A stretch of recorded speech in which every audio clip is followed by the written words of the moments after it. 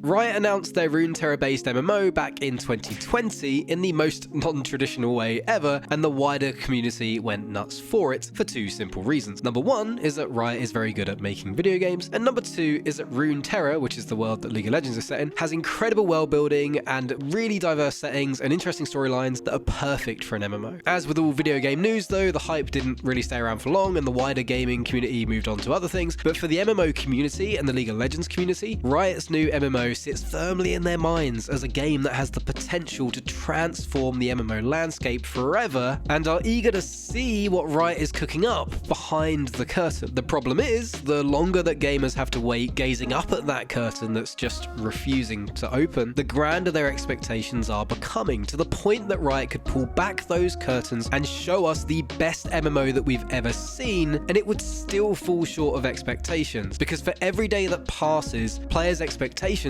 are increasing, and without information about the game, they're increasing in all directions. Now, in the interest of keeping this video relatively short, I've put some things that I've seen on the screen now. I'm part of like MMO communities and Riot communities and stuff like that. This is the sort of stuff that I've seen. You can pause and give it a read. There's a lot of contradictory stuff in here where players want completely different things. The point is that fans are running wild with their imaginations because there's been little to no concrete information for players to ground their ideas in. So when someone says, yeah, we're play as lead characters on a map the size of Europe with the option to romance Braum and claim a bit of land just north of Piltover and start a Poro farm with him, it's like, yeah, maybe you're right, because we don't know anything and there's no information for people to work out whether that's a ridiculous idea or not. So sure, let's go and romance Braum on a Poro farm north of Piltover.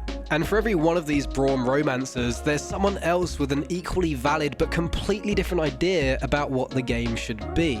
And the longer we don't know anything, the more wild these ideas are gonna get, and eventually the worse it's going to feel when those expectations, those ideas, turn out to not be true. Back in 2021, Greg Street, who was the executive producer at the time, said we should expect to hear more about the game in 2022. But we're coming up to 2024 now, and we've gotten nothing to ground players' expectations since then. Canon and Necrit did get interviews, but if anything, it kind of made things worse. The overly generic comments and a reluctance from the developers to say either yes, no, or we've not decided yet just feeds the crazy ideas that people have, because the generic comments, like the art style will be familiar but unique, can be interpreted 100 different ways. I'll play the clip for you. So we will be familiar, but something unique. All right, it works. If you play League of Legends, then you'll think, oh, it's going to look like League of Legends. If you play Legends of Runeterra, then you'll think, oh, it's going to look like Legends of Runeterra. Maybe you've just played Song of Nunu and you think, well, it's going to look like that then. Maybe because World of Warcraft has been the most familiar MMO for the past 20 years, it's the one that's stuck around the longest, maybe you're going to think it's going to look a bit like World of Warcraft. The answer's generic and unclear. But I don't blame the guy for the generic response. It's pretty obvious here that the art director isn't allowed to actually answer the question. He says, hopefully I can say this, before giving an answer that clearly goes for the safe option by saying effectively nothing, in the sense that it will be familiar but unique. It will be the same but different, right? VJ, who's the executive producer, then says it's a damn shame that we can't see what he's working on because it's so good. So clearly something is stopping them from communicating with us. And the irony here is that by not being allowed to say anything but still giving an interview means you sort of say everything, and all four of the people that I mentioned that have different ideas about the game think that you've just confirmed their expectations. So when the game is released and it only looks like one of those things, the other three people are going to feel misled, which is worse than just saying nothing at all. Now you might think that that means Riot should say nothing going forward, but it's too late for that. If you've already said something and it misleads players, then the solution is to communicate more, not less.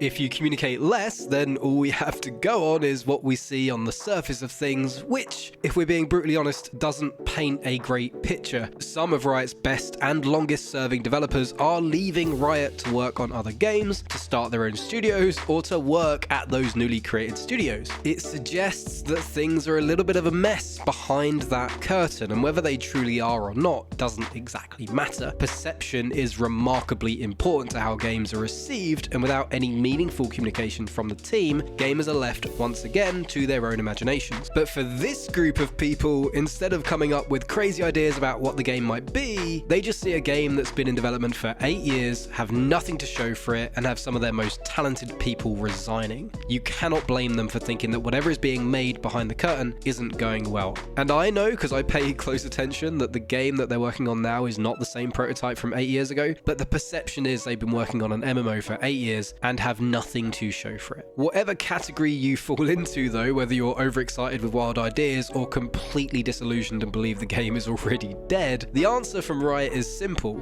It's just more communication. It is only a good thing. The answer is that simple. And talking more has been proven time and time again, by the way, to only be a good thing for game development. Larian Studios has been tremendously open with their game development approach since their first game a decade ago, and every single one of their games has been an absolute banger. Baldur's Gate 3 is just the latest in a run of amazing games from Larian, and the special sauce on every single one of those, including Baldur's Gate 3, was player partnership. World of Warcraft is always at its best when they're listening to players' feedback and making changes based on that feedback. There is an alarming trend that the expansions that are not very good for World of Warcraft are the ones where they just didn't listen to players and didn't listen to feedback during beta. We also have countless early access games on Steam that have improved as a result of early access on that platform and making use of the early access program. Not to mention, we already know far more about Greg Street's new studio and the game that they're working on that was announced a week ago when I was writing the script. A week ago that game was announced, and we already know more about it than Riots MMO, and the community is far more engaged and excited about that game because they've been so open and communicative. If they weren't doing that, then no one would care. It's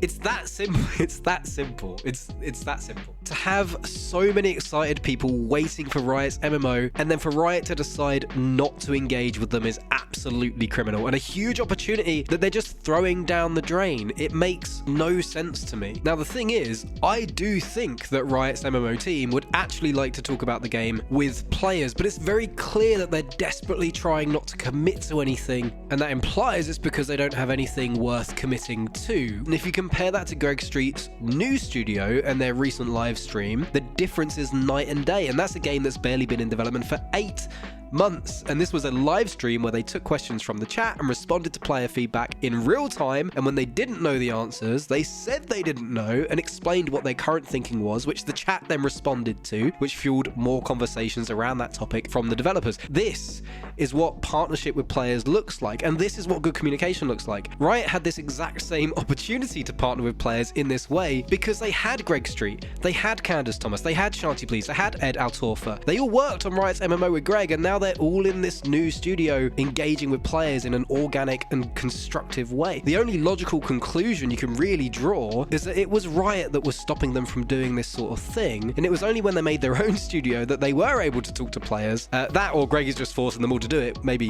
he is. Maybe he's an evil tyrant. You heard it here first.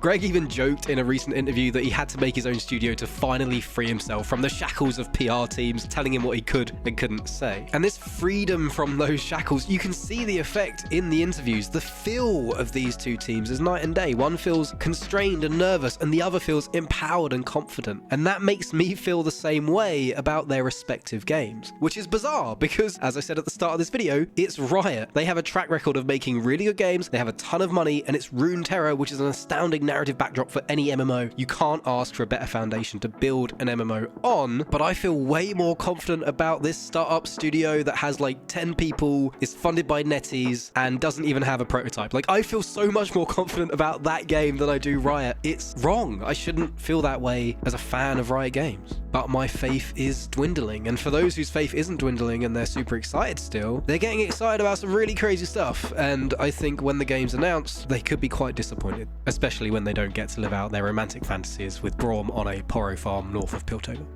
But what do you think? Do you think gamers are expecting too much for Riot? Do you think this radio silence is setting us up for disappointment? Do you think they're taking the right approach by simply not saying anything? Maybe I'm just desperate to learn more and I'm letting my biased viewpoint get the better of me. I certainly did at the end of that video because I went completely off script. Let me know your thoughts, and as always, thank you for watching. Goodbye.